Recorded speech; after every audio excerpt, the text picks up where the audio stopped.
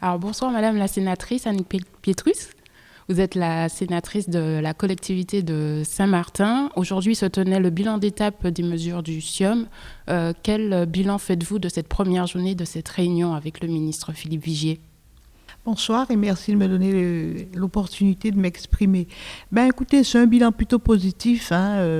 C'est vrai que le ministère des Outre-mer suit la trajectoire qui a été lancée avec l'appel de Fort-de-France. S'agissant de la collectivité de Saint-Martin, nous ressortons du ministère des Outre-mer plus ou moins satisfaits puisque un certain nombre de mesures a été enclenché, les dossiers sont suivis et certains sont déjà plus ou moins à terme, donc nous ne pouvons qu'être satisfaits.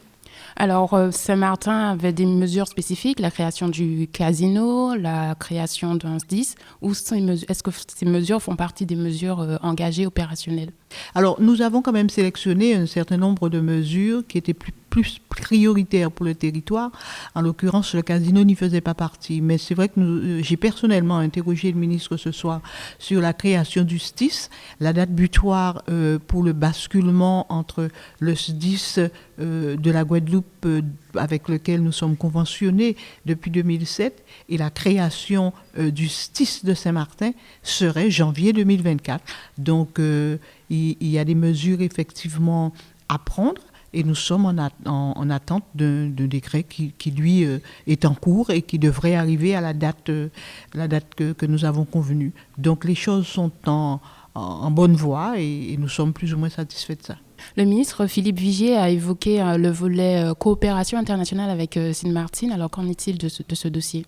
Alors, c'est un volet qui a déjà commencé, puisqu'il y a eu une signature il n'y a pas longtemps concernant la frontière, une des frontières, puisque nous en avons plusieurs avec le côté hollandais. Il y a d'autres sujets qui sont dans les tuyaux, notamment sur l'eau.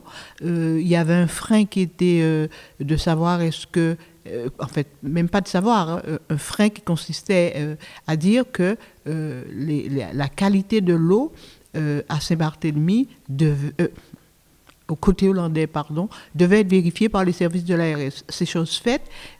Donc, cette coopération sera mise en place, effectivement, ou en cas de pénurie d'un côté ou de l'autre de l'île, que nous pouvons toujours nous entraider. Et il va s'agir de la même chose s'agissant aussi des pompiers. Ça a déjà commencé. Ce n'est pas acté, mais ça a toujours été comme ça.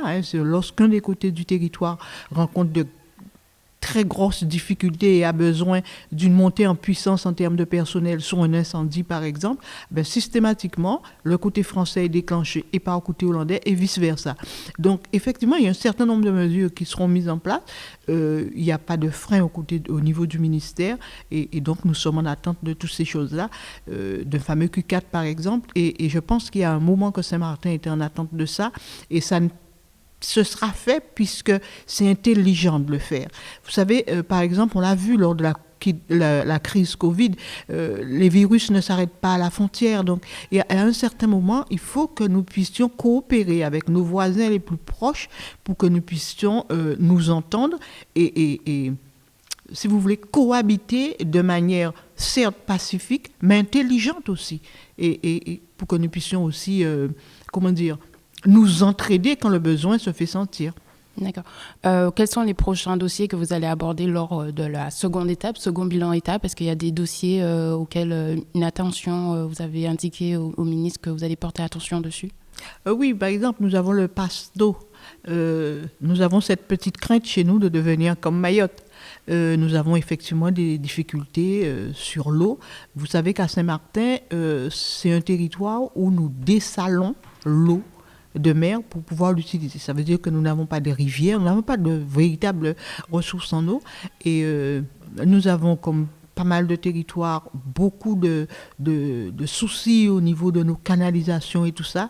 Aujourd'hui, c'est beaucoup de pannes, souvent, et donc il devient impératif, voire urgent, que nous puissions trouver une solution pour pouvoir prévoir un peu l'avenir dans ce domaine-là, parce que si nous laissons les choses se faire dans l'État, nous risquons, je le disais tout à l'heure, de nous retrouver un jour dans la même situation que Mayotte, et ça, c'est pas admissible. D'accord, je vous remercie beaucoup, Madame la sénatrice. C'est moi qui vous remercie.